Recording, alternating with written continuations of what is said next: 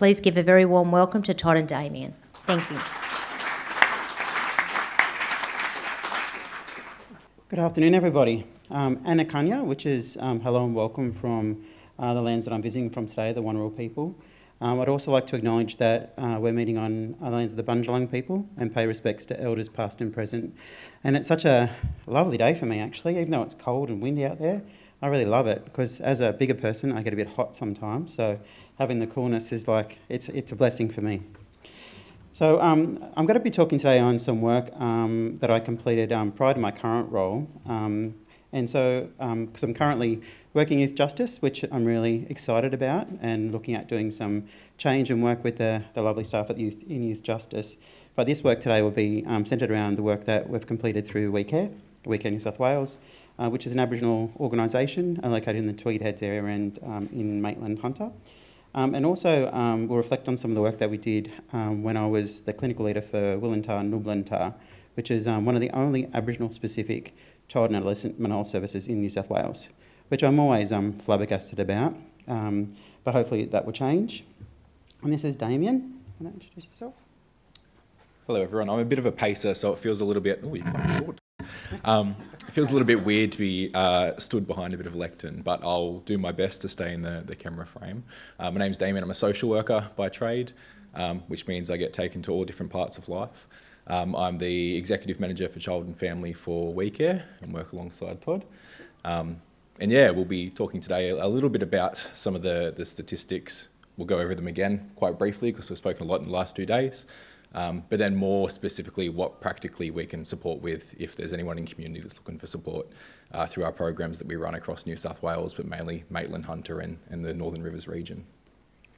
I also just want to acknowledge that we are meeting on lands that were taken by force and that were never ceded, and pay respects to elders past, present, emerging, elders in the room today, and also our future generations we work alongside, and we have the responsibility to heal and to work alongside the families and them themselves.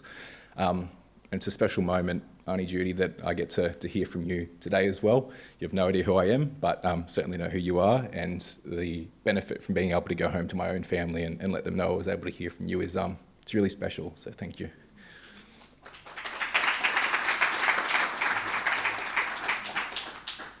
Okay, so I've already covered this slide, but I was investigating actually the totem for the local area, and I know there's a few, but I was, and I take advice from people that live locally, but I understand there's a strong connection with the butterfly locally, which really resonated with myself, because the butterfly really goes through a major transformation, and I think, like Damian and I will sort of share today, that there is options for prevention. It's just about the systems working better early to do things that they're really funded to do. Yeah. So you guys have heard a fair bit about some of the statistics, particularly for Aboriginal Wene or Aboriginal young people, which are quite sad in a lot of ways. Our population is a resilient and proud, loving and embracing group of people who have lived for millennia on these lands. And we represent a small proportion of the population, but an important part of the population. And although we're only a small part of the population, unfortunately we sort of represent a fairly big amount of the population in areas of the child protection, sort of out of home care space, which WeCare sort of provides some support in. And unfortunately the rates of involvement in that system is increasing in the state of New South Wales, despite intentions to try and reduce that proportion. Unfortunately, it continues to increase. And Aboriginal children and young people are one of the largest populations in the prison system, and as many speakers have spoke about before, will unfortunately, not unfortunately, but have the potential to actually progress into the adult-based system as well.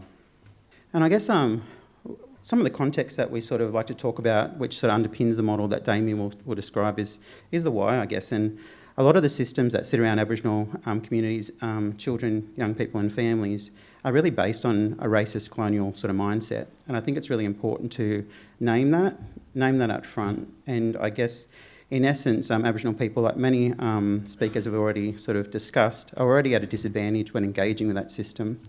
I was at a conference just the other day, and I was reminded of the fact that for our mums that are ready to birth, they have to go to a public hospital system.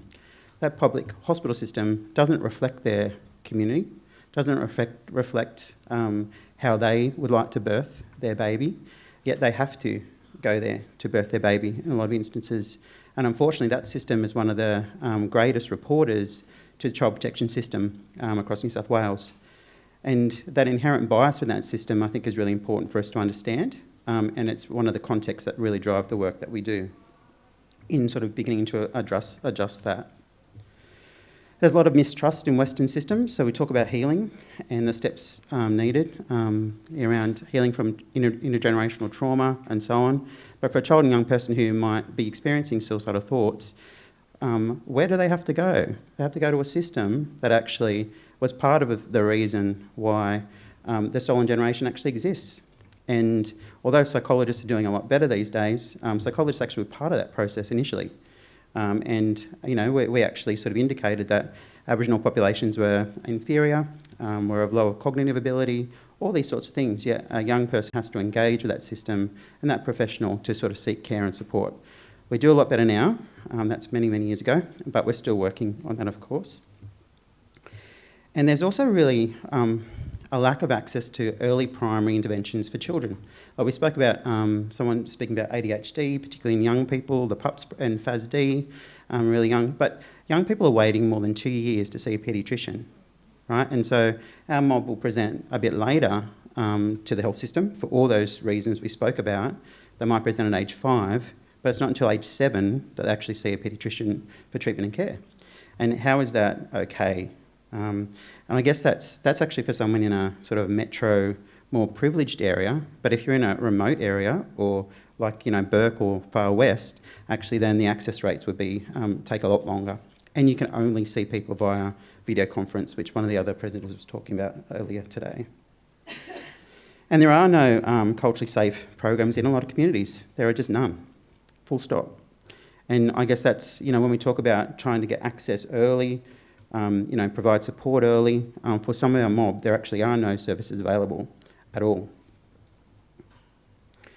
One of the things we reflect on too is that a child is not a crime, and I think it's really important for systems to remember that. A child is a child, and if they have engagement with the criminal justice system, it's actually because it's actually a symptom of something else, a symptom of complex trauma, a symptom of not having access to systems that they need or support that they need when they need it. And we really work hard to make sure that we emphasise that the child is a child, not a crime. And I think, you know, language like detainee to describe a child, language to describe, you know, the other things that we've seen up on, you know, in the paper and so on. A child is a child, and I think we all need to sort of remember that. And it should be the guiding practice for all services that work with kids. I'm really surprised the amount of media that's presented today, because often the media is the enemy, and they are in a lot of ways, but they also have some moments of truth, that sort of come out, because they speak about things that we can't. And there was a piece of, there was something that was in The Guardian by Jordan Beasley, which focused on a young person's experience with an unrecognised cognitive impairment. And without access to a psychologist through the court system, which someone mentioned earlier today, the only pathway of support and care for that person at that moment was not a referral to diversion or assessment, it was a referral to a youth justice centre for treatment, care and support. And I guess that's just doesn't seem right to me. And it shouldn't be about where you are in New South Wales or in Australia. You should be able to have access to the same care just like anyone else. And it's like a human right to have access to care regardless of where you live. Yeah, and as I said, in some communities there actually is no access to face-to-face culturally appropriate specialist mental health care, and treatment's not available. And I was really happy to hear one of the previous presenters talk about the early warning signs, because early warning signs actually happen quite young. You know, for young ones that might actually have little difficulties as they grow over their life. And I guess that's where the paediatric care system sort of has a role to play in saying, hey, this is not good enough. What can we do to actually support young ones early so that their trajectory might be a little different? So I'm going to hand over to Damian now. So this is a model that we've been sort of working on within We Care. So I'll hand over to him. Thank you. But our models that we've built for Aboriginal communities, we are an Aboriginal community-based organisation, so everything that we do is with community in mind, is led by community. So our models that we practice on across the out-of-home care space, child and family in space, NDIS and allied health space is all around prevention, assessment, and then healing and recovery through intensive community-based supports. Now that's going to depend on where people are in the journey of healing and what support's been provided in the past, what assessment's happening, and what we know. Obviously, the earliest that we can pick things up, the quicker we are to put in preventive measures before we then need to go into family preservation and early intervention. So, yes, we'll go through 3 stages, which is prevention, assessment, healing and recovery, which are linked to the child first principles of developing pro-social identity for positive child outcomes, collaboration with children, their families and communities, and promoting diversion. So we're going to talk about 2 main programs that we do today, but we do have some other programs. We're going to be talking about how we support our wene, being our children, and how we support our young people. For both of those, it's about supporting the whole family, because we understand that there's been transgenerational trauma across family units for many years, which is deeply seated in communities, and sometimes the children that we're supporting don't actually know where they come from, don't know who they belong to, and don't know their own heritage or history. So we have to take them in and do a bit of a journey with families to uncover that ourselves, and really heal through connection, identity, and connection to culture, connection to each other, connection to the right supports in place. So these are some of the programs that we've got. We've currently got a partnership with Aboriginal Affairs, and we support children between the ages of 3 and 5 to get screener assessments in place. That is to look at holistically, I love the word holistically, I'm a social worker, holistically look at what's going on for children in the context of the family units, in the context of the community, and in the context of their past history as well. So we have a bit of a screening tool that doesn't just look at the here and now, it looks at what's happened in the past, what's this whole journey, clinically what's going on for that young person at that time, and then what supports they need from that, but also what supports the family needs from that as well. So that's running in Hunter, Newcastle, is it Mid-North Coast? Mid-North Coast. So we've got some partnerships, obviously, with some Aboriginal organisations around town as well, and we're in community making sure that we can access our kiddies for the future between 3 and 5 to get those screener assessments undertaken as well. So if you're around those communities and looking for some screening assessments, please reach out. We do have the frameworks though, and we have the screening assessments. So We Care is a big understander that there is no wrong door for our children, and sometimes we need to provide support. I know you were talking about before in the last presentation around it's not about finances for us, it's about our future, and it's about much more than that, so there's no wrong door. So please reach out if there's any support that we can provide. We also have a team of psychologists, speech therapists. In the past we've had some OTs, but they're a bit of a hot commodity, so if anyone knows an OT, please reach out. But providing timely access to allied health supports to provide both assessment and ongoing support as well. So we've got a team of clinical Aboriginal psychologists, some OTs, some speechies, who provide that support, both to individuals again, but also to family units. We understand, particularly for FASD and neurodiverse children, that caring for them can be quite challenging, and it needs a wraparound support around them, but also the community. So we can provide that support through training, through education, through walking together through those times. We talk a little bit about our practice framework across our family preservation, cultural connections, our out-of-home care program, so foster care, kinship care, and how we can support carers. That in essence, we could do a whole presentation on that. We've actually got our practice framework specialist here who could get up and probably talk about that as well. It's going quite red over there. But it talks about everything needs to be family-led. We need to be in there with family. We need to understand the individual needs of families and children to provide that support. So again, going in there, making sure that it's family-led and community-led to provide those supports in a really timely way. And then we have a really cool program called Connecting Countries, which is run with school and is funded by NIB, the NIB Foundation. So that is actually going into schools, getting our young people, taking them back on country, and actually following through with some men's business, some women's business, talking about what it is to be connected to culture, who we are, what that means for us in the future, and how we look out for each other, and what that actually looks like in community as well. For some of our young people, that certainly increases the interactions with the education system, but also gives them a positive sense of identity and what it means to actually be in community as well. Here's some photos. It's a lot of fun. So far we've had about 200 Aboriginal children, young people, young adults that have participated in the program.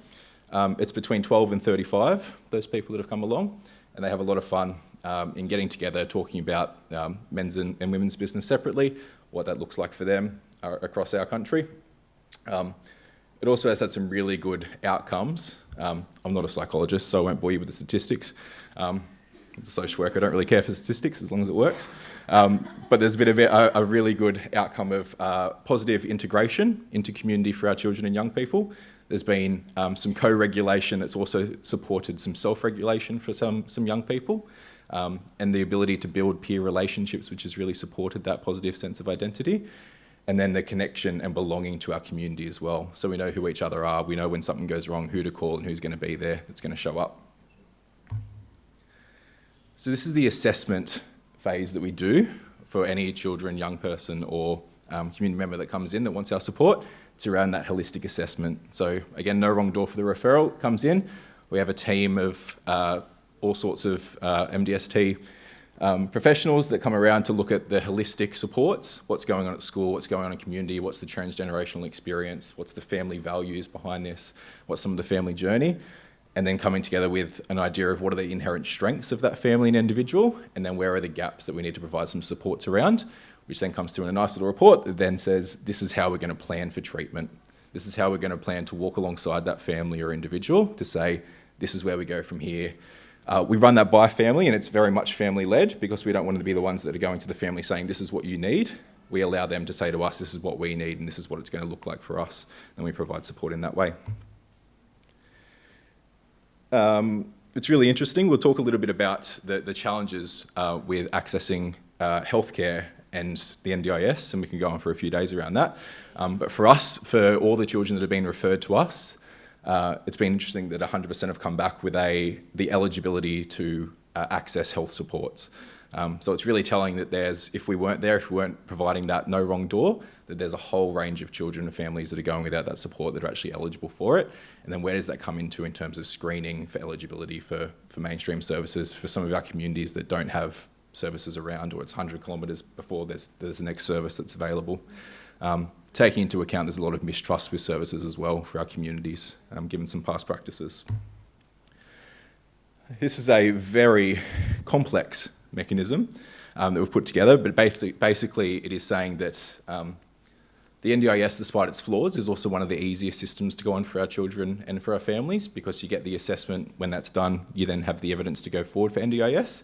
That's sometimes not as clear for our children that experience mental health or neurological diagnosis, where there's more complexity around getting the right diagnosis, getting the right support, and then accessing mainstream health care when there is a lack of accessibility, there's a lack of appropriate support, there's a shortage of professionals out there providing that support. So it talks about how it's quite complex, and sometimes it focuses on how we are committing crimes before we're getting the appropriate supports for children and young people. And they're actually not on our radar in community even until they've actually committed a crime, and then we're having to access that support at that stage. So we've sort of missed the boat for doing that work with families.